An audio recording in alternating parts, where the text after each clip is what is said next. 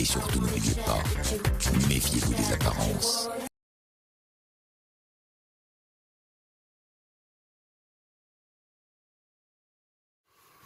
Salut tout le monde. Alors dans cette vidéo, je vous propose d'explorer un petit peu la genèse du mouvement nudiste français. Donc l'histoire de sa naissance, grosso modo, et puis des idées qui la composent, qui le composent, le nudisme. Ça va être une histoire non exhaustive parce que je vais pas parler, je vais me concentrer en fait sur le mouvement hygiéniste, enfin le nudisme hygiéniste, parce qu'il y en aurait eu d'autres, mais disons que c'est celui qui a donné naissance au mouvement naturiste actuel. Enfin, auquel s'est réduit le mouvement naturiste actuel. Donc c'est celui qui a eu le plus d'impact, à mon avis, c'est celui que je connais le mieux et qui a la réflexion la plus intéressante parce qu'il est hygiéniste. Et puis nudisme français, parce que c'est celui que je connais le mieux, que j'ai le plus étudié, et puis surtout parce que c'est une histoire spécifique qui est due à un contexte particulier. La France, c'est une culture particulière, qui est aussi au carrefour de différentes cultures.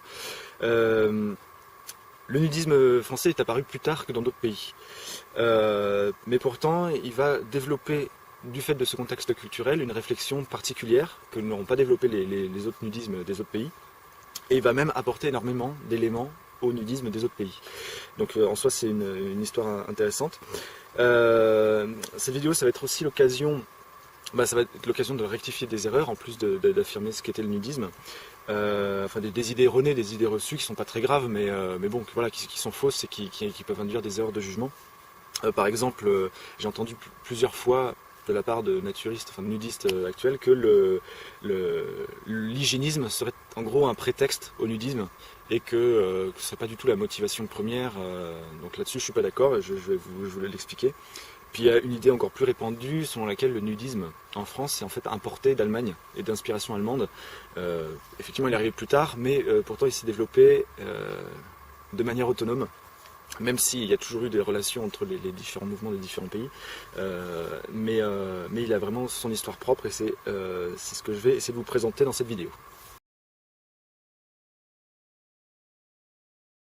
Alors je vais commencer par vous présenter le contexte d'apparition de ce nudisme français. Le contexte d'apparition, c'est le mouvement naturiste, qui est un mouvement hygiéniste médical créé par divers médecins, dont le but c'est en fait de réfléchir et restituer la santé à tout le monde.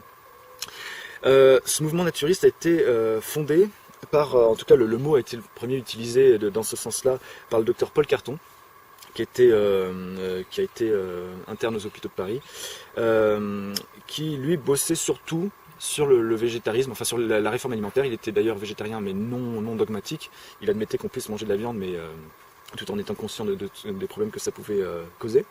Il excluait pas l'activité physique, la réflexion sur la respiration, le mouvement, l'architecture, etc. Mais il bossait surtout sur l'alimentation.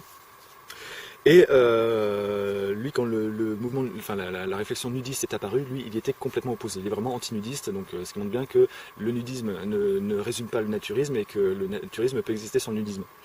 Un autre mouvement qui a apparu après le docteur Paul Carton, c'est celui des docteurs, les frères d'Urville. En général, quand on parle du nudisme, ce sont les premiers cités, et souvent on les assimile aux créateurs du nudisme. Sauf qu'en fait, ça c'est certainement parce qu'ils sont à l'origine de la création de l'île du Levant, une des plus anciennes créations nudistes encore existantes. Mais c'est pas eux qui sont à l'origine du nudisme. Eux, ils bossaient aussi dans la ligne de Carton, sur l'alimentation. Ils insistaient un peu plus sur le mouvement. Ils ont créé des centres avec des stades, des piscines, etc. pour développer l'activité physique, qui leur semblait peut-être même plus importante que l'alimentation.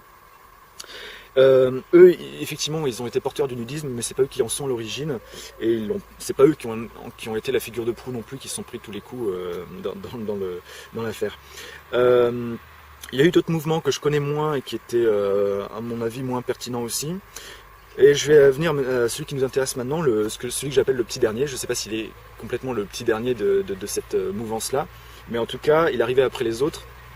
Et donc c'est le mouvement Vivre, fondé par Marcel Ken-Mongeau, qui lui était prof de gym, et le docteur Marcel Viard, qui était plus généraliste.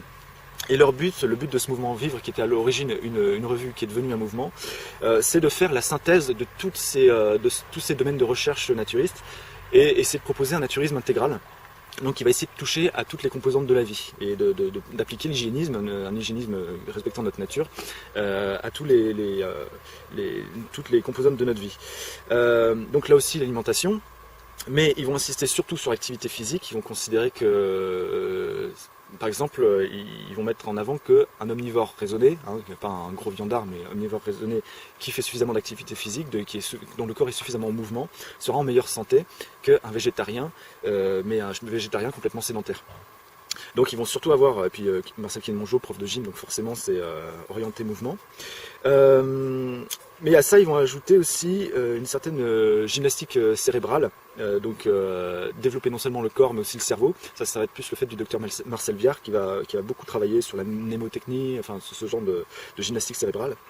Et puis ils vont intégrer aussi toute la dimension artistique dans un sens particulier sur lequel je vais revenir. Donc dimension artistique là aussi au service de la santé. Donc je disais que le nudisme n'est pas d'importation allemande et pas de culture germanique. C'est qu'en fait tous ces mouvements, et en particulier le mouvement vivre, s'inspirent de la culture classique grecque, antique, gréco-latine, qui est à l'origine de la culture française, plus que de la culture française dominante, plus que les autres pays. Alors, cette médecine classique, elle va déjà s'exprimer par la référence à Hippocrate, donc qui était grec, donc qui compose l'hygiénisme de base, la base de réflexion, de laquelle naît le naturisme.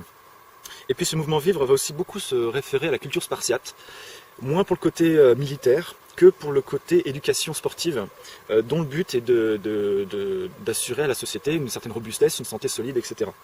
Ce qui du coup au niveau militaire se ressentait, puisque en fait tout le monde n'était pas formé à être militaire, mais l'État avait se préoccupait de la santé physique et de la robustesse, de la bonne constitution de son peuple, donc aussi bien des hommes que des femmes d'ailleurs, pour justement qu'ils soient en meilleure santé possible, et ils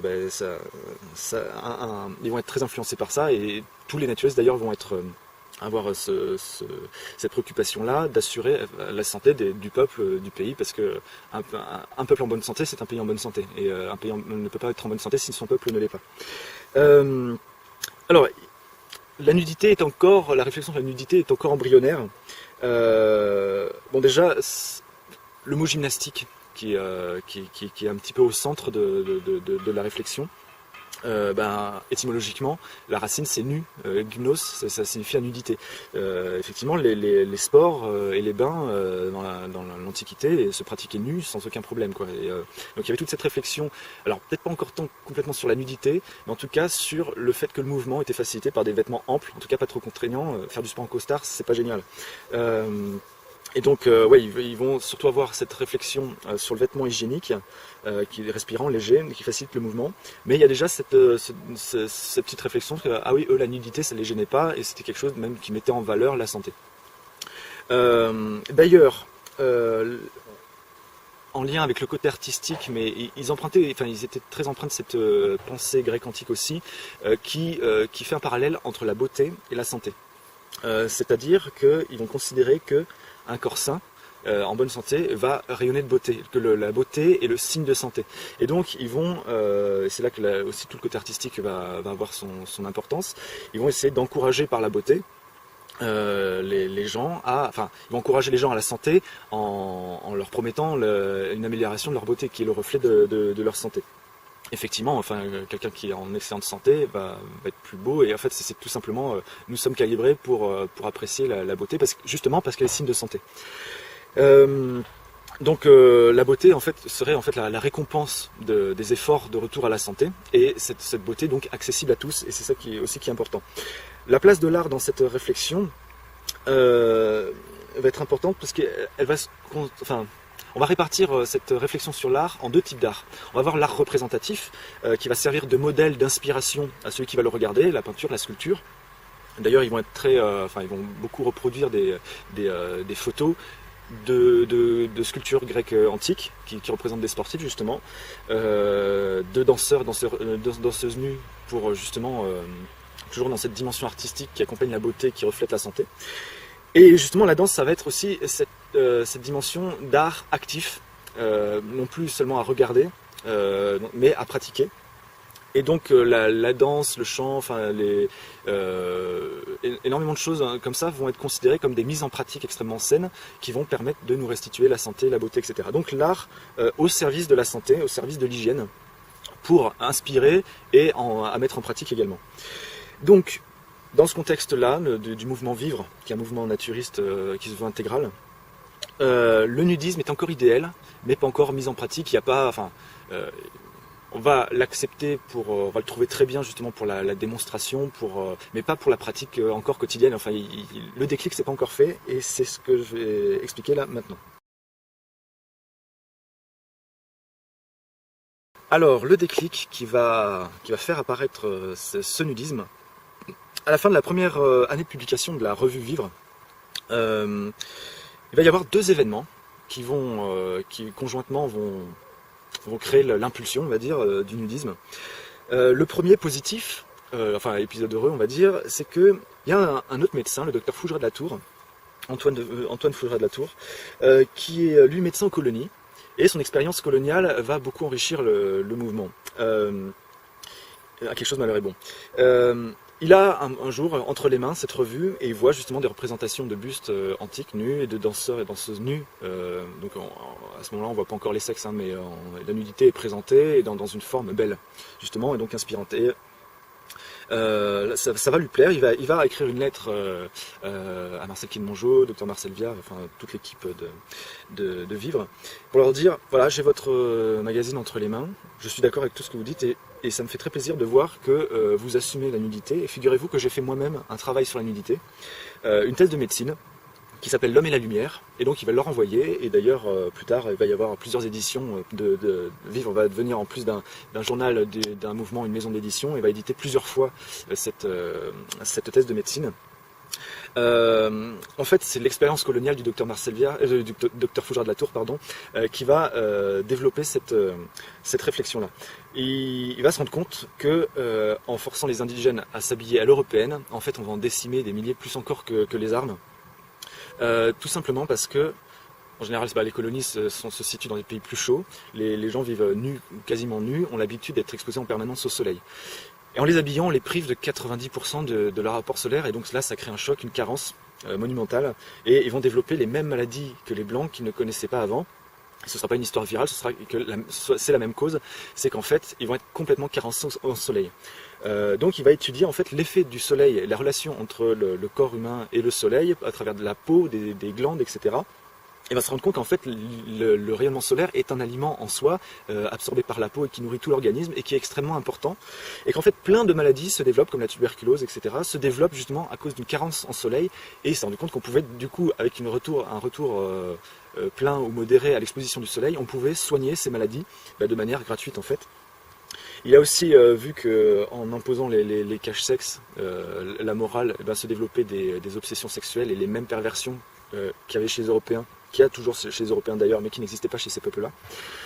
Et donc il va aussi pousser cette réflexion du côté culturel, et c'est lui qui va mettre à jour ce concept qui est très important pour moi, qui est très fondamental pour articuler ma réflexion, qui est le dualisme, qui est en soi une pensée racine mais parasite, pathogène, et qui va développer énormément de névroses, même sociales, en plus de mauvaise santé. Donc il propose cette thèse-là, et donc qui va beaucoup impressionner, qui va beaucoup marquer, et qui va commencer à faire le déclic chez les collaborateurs de la revue Vivre. Deuxième événement, alors je ne sais pas lequel est arrivé le premier, mais celui-là est beaucoup moins positif, c'est qu'un des collaborateurs de la revue, le danseur Malkowski, celui qui a inventé la danse libre, est condamné, son spectacle est condamné à cause de la nudité qui y figure. Alors, nudité toute relative, parce que c'est le personnage qu'il joue lui-même qui est mis en cause. Il joue un Indien des plaines, mais il a un pagne, il n'est pas entièrement nu. Et donc il se fait interdire son spectacle, est condamné, mis en procès, à cause de ça. Alors là, dans le moment vivre, on ne comprend pas, quoi. Pourtant, c'est justement dans cette optique artistique, beauté, santé, donc un spectacle qui raconte pas seulement une histoire, mais qui est là pour inspirer aussi cette envie de retour à la santé, se retrouve interdit, alors qu'à côté de ça, il y a des spectacles érotiques assumés, quoi, qui ont le droit de fonctionner. Donc ces deux événements-là vont créer un déclic, gros déclic. Ils vont se dire, effectivement, la santé est très très bonne, mais à côté de ça, on a un gros problème parce qu'on n'a pas le droit, ça suscite le tollé général, enfin voilà, ça suscite le scandale, c'est pas normal. Et donc ils vont identifier la source du problème qui va être le puritanisme, la culture puritaine. Et donc ils vont prendre à bras le corps, ils vont prendre positivement cette nudité, donc ils vont créer le nudisme qui est donc à la fois cet amour de la nudité, cette pratique de la nudité, ce regard sur les vertus physiologiques de la nudité et psychologiques et donc sociales. Et à côté de ça, ils vont se rendre compte qu'il va falloir entrer dans un combat contre ce puritanisme parce qu'il est pathogène. Ensuite, ils vont étoffer cette réflexion sur la nudité, puisque Dr Fougeray-Latour aura surtout travaillé sur l'hygiène solaire, donc l'homme et la lumière. Et ensuite, la réflexion va se développer naturellement vers c'est ce que j'expliquais dans l'autre vidéo sur le nudisme, que la peau en fait c'est un organe génial et qui au contact du soleil, de l'eau, de l'air, éventuellement de la terre en contact avec l'eau, va en fait être un organe extrêmement riche dans l'alimentation et va devenir avec le soleil le deuxième cœur, avec l'air le troisième poumon et avec l'eau et la terre le troisième rein. Donc cette réflexion-là va se développer, et puis se développera ensuite un embryon de réflexion aussi sur la sexualité, puisque le puritanisme en fait attaque la nudité sur le plan de la sexualité. Donc une fois ce nudisme intégré à la démarche du naturisme intégral, ça y est, le mouvement Vivre va se faire porteur de ce mouvement. Il va être suivi, mais plutôt mollement, par les frères d'Urville, qui eux avaient déjà des installations, donc avec déjà un public. Donc ils ont proposé que ces installations soient autorisées à la nudité. Ils ont proposé ça au vote, les gens ont préféré dire non. Donc ils l'ont défendu de manière théorique, et puis c'est plus tard, en créant l'île du Levant, qu'ils vont pouvoir mettre en pratique cette nudité. Et encore, même les d'Urville eux-mêmes n'étaient pas de fervents pratiquants. Et à côté de ça, comme je disais, le docteur Paul Carton, qui était ulcéré par la nudité, par le nudisme, par cette idée du nudisme associé au naturisme, il aura même écrit un article qui s'appelle l'ignominie nudiste, où il descend en flèche, il trouve que c'est une aberration, que c'est monstrueux, etc. Il va aller jusqu'à aller dénoncer cette revue aux autorités et la faire interdire de kiosque à Paris. Alors qu'à côté de ça, il y avait des revues érotico-pornographiques qui sont plus soft que celles d'aujourd'hui, mais qui étaient en vente libre, affichées. Et ben là, non, cette nudité-là, Méfiez-vous des apparences. la santé n'allait pas, donc toute l'hypocrisie du puritanisme commençait déjà à éclater, quoi. Alors, première conclusion de cette vidéo, de cette première partie historique, ce qu'il faut bien comprendre en fait, c'est que la nudité n'est pas arrivée plus tard en France qu'ailleurs. C'est qu'en fait on nous en a privé depuis plus longtemps, et surtout de manière beaucoup plus forte en France qu'ailleurs. Et donc cette difficulté, cette force-là, ce poids-là, même cette obsession sur la nudité-là du système puritain, et les conséquences symptomatiques que ça va générer, et ben finalement c'est ça qui va donner cette couleur particulière et cet intérêt particulier au nudisme français, puisque se rendant compte qu'il y a ce poids-là, et puis que ce poids-là génère ces symptômes-là, ça va donner énormément de force finalement à cette réflexion nudiste, et c'est sans doute ça qui va, en plus le fait que la France soit un pays carrefour, c'est ce poids-là et ces conséquences-là qui vont pousser les nudistes français à développer une réflexion hygiéniste très poussée justement, et qui va pouvoir profiter aux autres pays où la pression était moins forte, donc en fait la nudité est beaucoup plus tolérée, qui n'a finalement pas été complètement interdite. Donc dans les autres pays, en fait, il n'y avait pas besoin de développer plus la réflexion, en fait, c'est sans doute pour ça. Et puis quand je dis qu'on nous a interdit cette nudité, que le système puritain nous a interdit cette nudité, c'est que au Moyen-Âge, cette nudité, elle n'était pas permanente, mais elle était tout à fait courante. Et ne posait aucun problème, jusqu'à ce que le puritanisme cherche à l'interdire. Les gens, quand ils prenaient leur bain, que ce soit au Terne ou à la rivière, les gens étaient très propres d'ailleurs à l'époque, faut le rappeler, et ben non seulement ils se baignaient nus en commun, enfin il n'y avait pas de problème de mixité ou quoi, enfin il n'y avait aucun problème, ils se baignaient nus, ils se lavaient nus, et même des fois quand en ville, ils allaient de chez eux, de leur maison au Therme, au bain, nus, et ça posait aucun problème à personne. Tout le monde dormait nu également. Et en plus, surtout dans les campagnes où il n'y avait pas de chambre, on dormait sur la paille au grenier, tout le monde dormait dans le même lit, nu, ça posait aucun problème. Pour plein d'autres choses aussi, les morts étaient lavés, nettoyés et exposés nus avant leur enterrement et enterrés nus. beaucoup de fêtes, beaucoup de fêtes, bon, certes d'origine païenne, mais qui ont été christianisées, les fêtes de la Saint-Jean, etc. Il y avait toujours un moment où les gens étaient nus ou se baignaient nus, etc. Donc c'était une nudité qui était courante et qui était absolument pas problématique. Et les inventions du maillot de bain, qui au départ aujourd'hui il est assez pardon, est assez réduit, il fallait couvrir tout le corps, ça c'était une invention puritaine. Et le pyjama qu'on connaît aujourd'hui qui a l'air anodin, c'est le descendant de la chemise de nuit qui a été imposé aussi par la morale puritaine. Voilà, qui sont tous finalement des cache-sexes tout à fait puritains. Donc on nous a privé, le nudisme c'est ça, c'est pas que la nudité est quelque chose de moderne, c'est qu'elle est quelque chose d'ancien et de courant qu'on nous a interdit. Alors, deuxième partie de la vidéo, je vais aborder maintenant le sens philosophique, politique que va avoir ce nudisme dès le début, et cette prise de conscience en fait qui va motiver l'apparition et la défense de la nudité. Alors, je vais commencer par le sens positif. Ils vont se rendre compte que de manière philosophique, cette nudité, qui est très simple en soi et qui apporte beaucoup de santé, qui restitue beaucoup de santé et qui est nécessaire à la santé, elle apporte aussi beaucoup de réflexion en soi. Elle remet en question beaucoup de nos codes, et donc elle est porteuse d'une philosophie en soi. Et donc ils vont réhabiliter le très ancien et grec ancien concept de gymnosophie. Alors la gymnosophie en fait découle de l'appellation des gymnosophes, les sages nus, qui définissait les Jains, donc une très ancienne religion hindoue qui se manifestait par le fait que les gens vivaient nus de manière volontaire, hommes et femmes d'ailleurs au début. C'est quelque chose qui s'est un peu perdu ensuite, mais ça s'accompagnait de toute une dimension d'attention à la vie. Par exemple, ils étaient végétariens, peut-être même végétaliens. Il y avait toute une dimension de non-violence, etc. Toute une philosophie qui allait avec.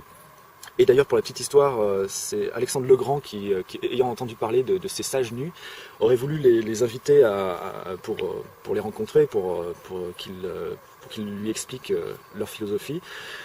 Bon, ils lui ont répondu non, on n'a rien à faire chez vous, on a notre vie ici, donc on décline votre invitation. Donc déjà c'est couillu face à un empereur et un conquérant comme ça.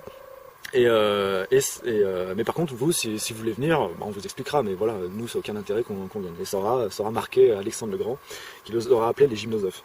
Donc c'est moins la gymnosophie, on va plus utiliser le terme gymnosophie que gymnosophe, dans le sens où les pratiquants du nudisme vont pas se déclarer sages, mais vont s'en référer à une philosophie. Et le mot gymnosophe ne sera plus une auto-appellation d'être sage parce que nu, mais se référant à la gymnosophie, donc à la sagesse nue ou à la sagesse de la nudité. Concept qui associe la nudité, qui est généralement massivement considérée comme quelque chose de physique, la nudité physique. Là ça apporte aussi une dimension intellectuelle, philosophique, spirituelle, puisqu'il est question de sagesse, et que finalement l'esprit aussi peut être nu. Et donc je vais citer très rapidement tout ce que toutes les pistes que peut susciter cette simple nudité, donc qu'on va regrouper dans le terme gymnosophie. Donc il va y avoir cette notion de dépouillement qui est assez commune, mais de dépouillement volontaire, se mettre à nu. C'est une volonté de simplicité et d'humilité. Mais c'est aussi ce dépouillement, c'est pas nous enlever quelque chose, c'est aussi retrouver notre entièreté, notre unité, tel qu'on est, et s'accepter finalement tel qu'on est, se voir tel qu'on est. Donc ne pas se mentir, on tombe dans quelque chose dans la recherche, une certaine recherche de la vérité, de la franchise, de l'honnêteté. Forcément, ça va poser la question du déconditionnement de notre esprit, de manière à ce qu'on libère notre nature, qu'on libère nos sens qui vont nous permettre d'appréhender, de découvrir le monde et de nous découvrir nous-mêmes, et d'entrer dans une dimension plus sensuelle, moins intellectuelle, plus sensuelle, ou alors la sensualité qui va alimenter l'intellect, et entrer finalement dans une dimension pleinement contemplative. Donc la gymnosophie en soi et cette nudité est porteuse d'énormément de sens, d'énormément de réflexion, d'une philosophie extrêmement intéressante, saine, et donc philosophie hygiéniste en soi également.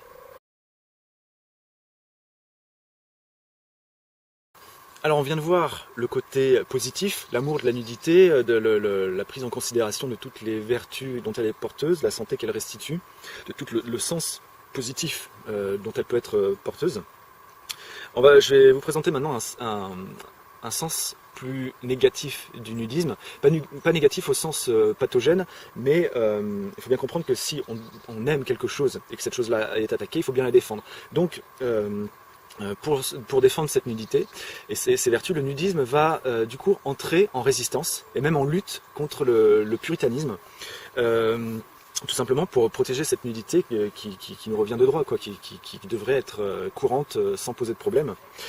Alors, je vais commencer par déconstruire un petit peu ce concept de puritanisme. On sait tous que le puritanisme, c'est cette honte, cette culpabilisation de la sexualité, du corps, etc., mais surtout de la sexualité. Mais ce qu'il faut comprendre, c'est que toute philosophie, toute idéologie sert un but. Et enfin, elle est créée, enfin, c'est parce que chaque mot, chaque concept est une création intellectuelle, et chaque création intellectuelle est là pour servir une cause, un but. C'est neutre en soi, la cause peut être très bonne comme elle peut être très mauvaise.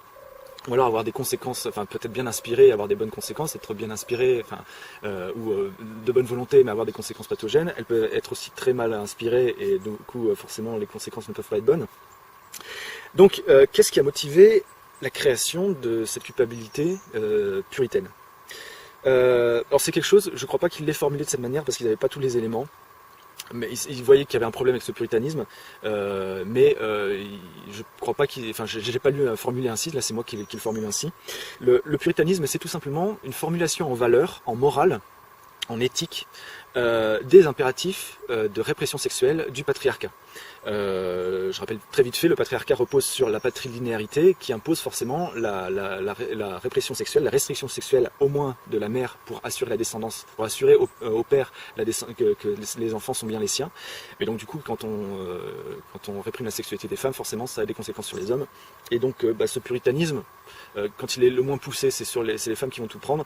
Plus il est poussé, plus il va s'appliquer également aux hommes. Et alors pourquoi c'est nécessaire de mettre en valeur, de formuler des valeurs et une morale, de forger une morale pour servir une cause?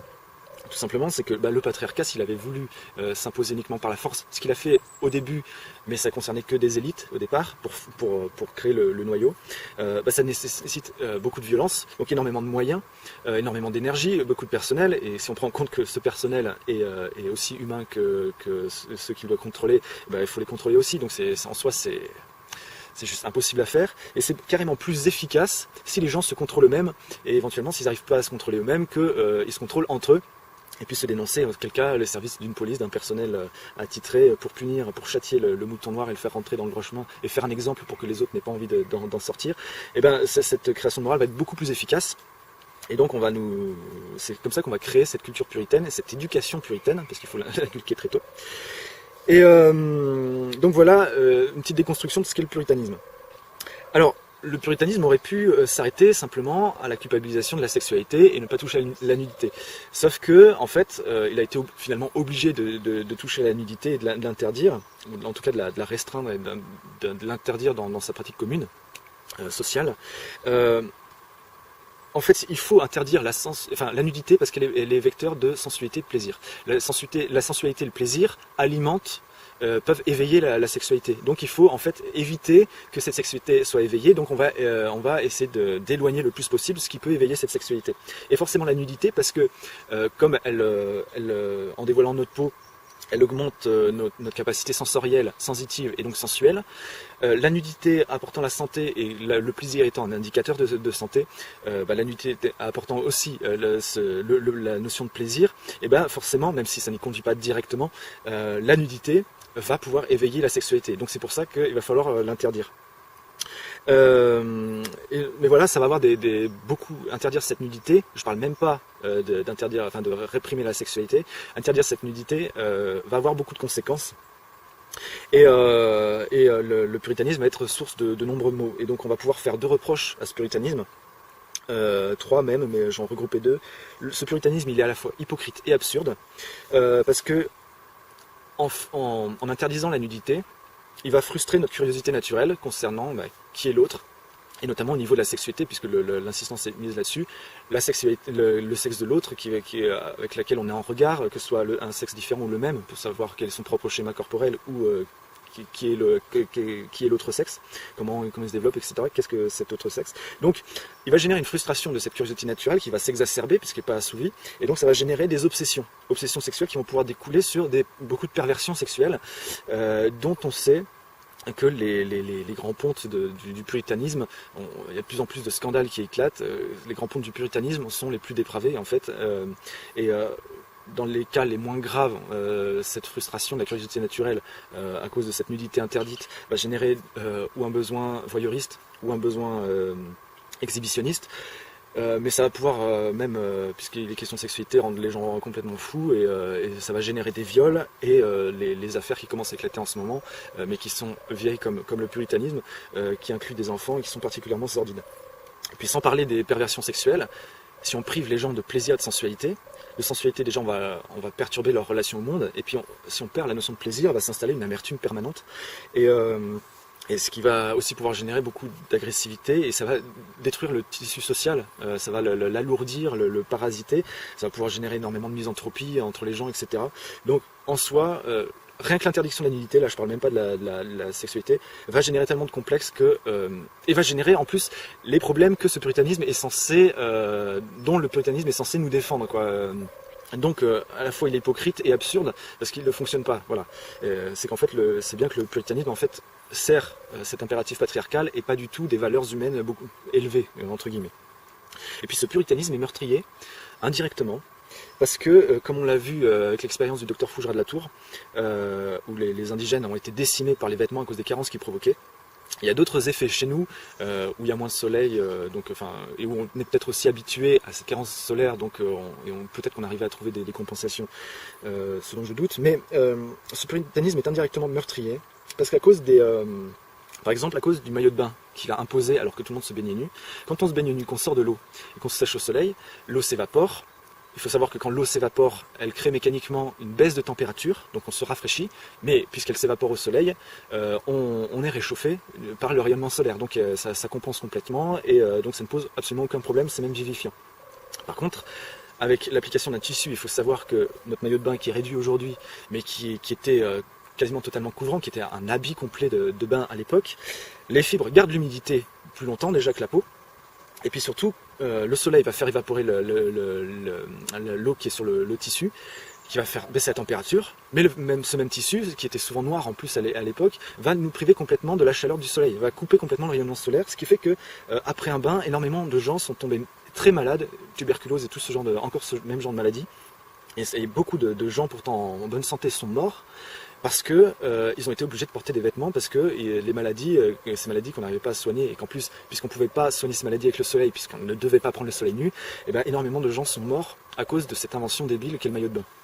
Je reviendrai plus tard dans la conclusion sur d'autres débilités porteuses du maillot de bain dont il est porteur. Et puis un autre exemple, là moins matériel mais très du coup moral. Il y a un exemple emblématique qui est porté par le docteur, qui est l'expérience du docteur Fougerat de la Tour et qui va vraiment être emblématique et qui va le faire pleurer de rage. C'est l'histoire d'une maman parisienne qui est seule, qui vit seule, donc qui vit dans un taudis parisien et qui a un enfant, un jeune enfant qui doit avoir 3-4 ans. Et forcément, condition d'hygiène déplorable, elle ne peut pas faire autrement. L'enfant est tuberculeux et condamné par la médecine, donc il est condamné à mourir.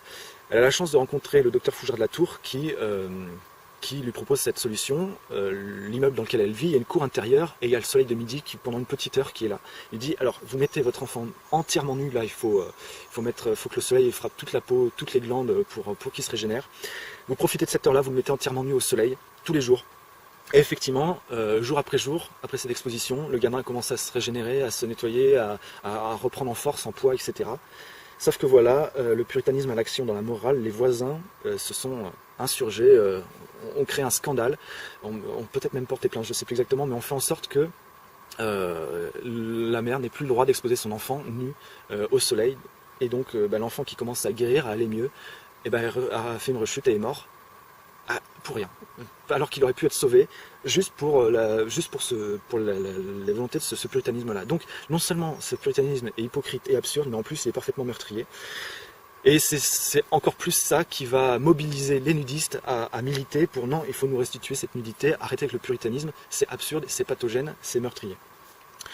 Donc le nudisme, c'est une lutte acharnée, farouche contre ce puritanisme, mais c'est aussi par la pratique de la nudité une manière de soigner les maux générés par ce puritanisme. Les obsessions générées par le puritanisme, les obsessions sexuelles, elles sont soignées justement par le retour à la nudité accessible, et donc une des obsessions par la simple satisfaction naturelle de cette curiosité naturelle sexuelle, qui fait partie de notre nature, de notre biologie, c'est normal. Et puis une fois que cette satisfaction sexuelle cette curiosité, la satisfaction de cette curiosité sexuelle est assouvie, c'est bon, on peut passer à autre chose. Si elle n'est pas assouvie, on en reste obsédé, et on est dans des sociétés complètement obsédées, et je peux en témoigner personnellement. Et justement, cette nudité est là pour désobséder. Ce nudisme permet de désobséder, de soigner du coup les conséquences psychologiques de ce puritanisme, en tout cas sur l'interdiction de la nudité. Et puis, toutes ces maladies générées débilement par ce puritanisme inconscient, elles peuvent être soignées aussi par cette nudité. Le nombre de maladies sont soignables juste, alors que la médecine, est encore aujourd'hui, avec ses batteries chimiques, antibiotiques, etc., a du mal à endiguer de plus en plus d'épidémies. C'est des épidémies qui naissent juste de la carence en soleil, en air, en eau de notre corps, etc. Et donc la nudité nous permet simplement de restituer cette santé, donc de soigner les maux provoqués par ce puritanisme. Alors deuxième et dernière conclusion de cette deuxième partie et de toute cette vidéo sur le sens du nudisme. Donc en fait on se rend compte que le nudisme n'a pas pour but d'imposer la nudité tout le temps partout, sachant qu'il y a plein de situations, comme un magasin en ville par exemple, ou dans les égouts, enfin je sais pas, mais il y a des tas de lieux, de situations, de moments où c'est juste absurde. On est en Europe, il fait froid, enfin voilà. Le nudisme, son but c'est pas d'être nu tout le temps partout, mais en fait tout simplement c'est une démarche de réhabilitation, de réappropriation de cette nudité pour qu'elle redevienne comme elle l'était au Moyen-Âge, qu'elle soit courante, qu'elle soit libre, qu'elle soit possible, qu'elle ne pose plus de problème. Et comme il y a des moments où elle est nécessaire, pour des raisons d'hygiène, pour des raisons de santé, le nudisme en fait c'est ça, c'est travail à cette réhabilitation de cette nudité quand on en a besoin. Pour des questions d'hygiène, j'ai envie de vous citer un petit exemple. Que j'ai découvert là il n'y a pas longtemps. Là je suis donc dans un camping naturiste et mon boulot c'est entre autres, en plus d'un peu d'animation, de nettoyer, frotter la piscine, faire les analyses, etc. Et on a eu la visite il n'y a pas longtemps donc des gens qui venaient faire les analyses pour tester si les normes étaient respectées, et ils ont eu les mêmes résultats que chaque année, qui les étonnent à chaque fois. C'est que le taux en chlore ici dans cette piscine est très souvent plus bas. C'est pas fait exprès, mais il se trouve que le taux en chlore est carrément plus bas que dans les autres piscines, qu'est-ce qui devrait. Donc ça devrait normalement être insuffisant.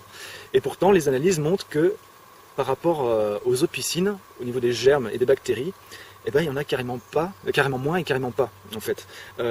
Sur une échelle de 0 à 10, en plein été, dans un camping qui a une piscine, les gens viennent se baigner, le taux de germes et de bactéries, déjà il faut mettre encore plus de chlore, et le taux de germes et de bactéries dépasse facilement les 5 et monte facilement à 6, 7, 8. Et là, dans cette piscine-là, le taux est entre 0 et 1. Et ça comprennent pas. comprennent pas, alors que la situation est vraiment simple. Elle tient juste à cette nudité, le fait qu'en fait c'est la nudité qui est propre. En soi, parce qu'elle nous permet beaucoup plus de propreté. Et au contraire, le maillot de bain, se doucher en maillot de bain, on ne se lave pas complètement, on n'arrive pas, à moins de passer, mais qui se lave complètement, et encore, il reste toujours quelque chose prisonnier par le tissu, ça fait une sorte de bouillon de culture, c'est un bouillon de culture où se développent les germes et les bactéries qui vont contaminer l'eau de la piscine. En soi, la nudité est parfaitement propre, parfaitement hygiénique, et même la plus propre des tenues qui soient, justement parce qu'elle facilite, non seulement elle génère moins de développement de bactéries et de germes, mais en plus elle nous permet de nous nettoyer beaucoup plus facilement. Et au contraire, cette invention puritaine qui est censée nous assurer la propreté, parce que les organes génitaux c'est sale, etc., au contraire c'est une absurdité. Là c'est vraiment une absurdité hygiénique, et si on voulait, d'un point de vue sanitaire, pour nous, pour notre santé, et d'un point de vue écologique, pour mettre moins de produits dans l'eau, etc., et moins polluer les piscines, il serait logique qu'on se baigne tous nus, quoi. Le maillot de bain est juste à la fois absurde et pathogène en soi, et sale en soi. Ce qui m'amène à remettre le doigt sur un truc qu'on a du mal, qui est sous nos yeux, mais forcément on a grandi avec. et donc on s'en rend pas forcément compte, mais jamais, à aucun moment, le puritanisme n'a apporté la démonstration, quelque démonstration rationnelle ou scientifique que ce soit, justement de cette insanité dont il accuse la nudité, que ce soit la perversion ou justement la malpropreté. Jamais, il ne s'est donné la peine d'argumenter, et pourtant, énormément, quand le mouvement Vivre a apporté ce nudisme, il a donné la parole à ceux qui étaient contre, souvent des religieux, mais aussi d'autres médecins, etc.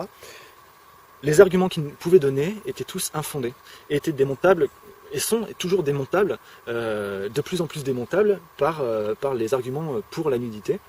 Donc on baigne dans un bain culturel irrationnel, pas infondé, complètement à côté de la plaque, et on a des croyances qui sont complètement à côté de la plaque par rapport à la réalité. Donc finalement, un truc qu'il ne faut pas oublier non plus, c'est que le puritanisme, même si la religion a beaucoup perdu de terrain, quoi qu'ils sont encore en train d'en regagner, le puritanisme n'est pas nécessairement religieux. Le puritanisme, en fait, c'est une pensée parasite qui se greffe très bien à la religion, mais qui existe aussi en dehors.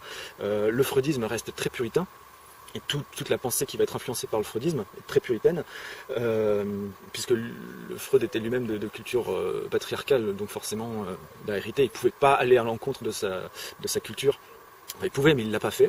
Tout ce qui touche à les grandes pensées psychologiques, etc., influencées par le freudisme, sont encore imprégnées de puritanisme. On le voit aussi, par exemple, sur Facebook, où jusqu'à il n'y a pas longtemps, il y a quelques semaines, une photo d'une maman qui allait de son bébé, une photo magnifique, émouvante, etc., est interdite, alors qu'à côté de ça, on peut voir des images hyper violentes, hyper destructrices, traumatisantes. Non, ça c'est pas grave, mais la nudité, non, quand même, c'est pas bien, il y a des enfants, et même quand il n'y a pas des enfants, non, c'est pas bien. Voilà. Donc le puritanisme est toujours là, il est toujours potentiellement, il est toujours aussi hypocrite et absurde, et il est toujours aussi potentiellement pathogène. Là on voit par exemple le retour des maillots de bain de plus en plus amples, on risque d'avoir un retour des mêmes maladies, quoi. Voilà. Donc ce puritanisme est toujours là, et le nudisme, finalement, est plus qu'une pratique de la nudité, la nudité en fait se suffit à elle-même. Le nudisme, c'est vraiment une prise de position donc pour la nudité, mais un combat contre le puritanisme. Et tant que le puritanisme existera, le nudisme aura sa raison d'exister. Et puis une fois que le nudisme aura gagné, quand le puritanisme n'existera plus, le nudisme n'aura plus besoin d'exister non plus, puisque la nudité sera à nouveau normale, à nouveau usuelle, elle nous sera à nouveau restituée. Donc, pour terminer, ce mot de nudisme, qui est généralement très déprécié, bon, il a été créé, en fait, c'est pas les nudistes eux-mêmes qui l'ont créé. En fait, il n'y avait même pas de nom à cette réflexion sur la nudité, à part gymnosophie, mais c'est venu un petit peu plus tard. Ce sont les médias qui ont appelé ça nudisme. Donc ça se voulait déjà au début un mot péjoratif, ça a gardé une connotation péjorative, alors que finalement, c'est un mot qu'on aurait tout intérêt à réhabiliter. Et dont on peut être fier parce qu'il est porteur d'énormément de sens, d'un engagement très profond pour la santé humaine. Et donc voilà, c'est une démarche très engagée en soi, très noble en soi, pleine de dignité, et c'est ce que j'avais envie un peu de défendre dans cette vidéo. Voilà, je termine là, je vous dis à bientôt.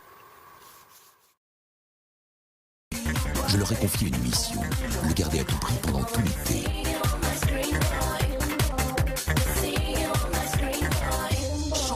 Mais seront-ils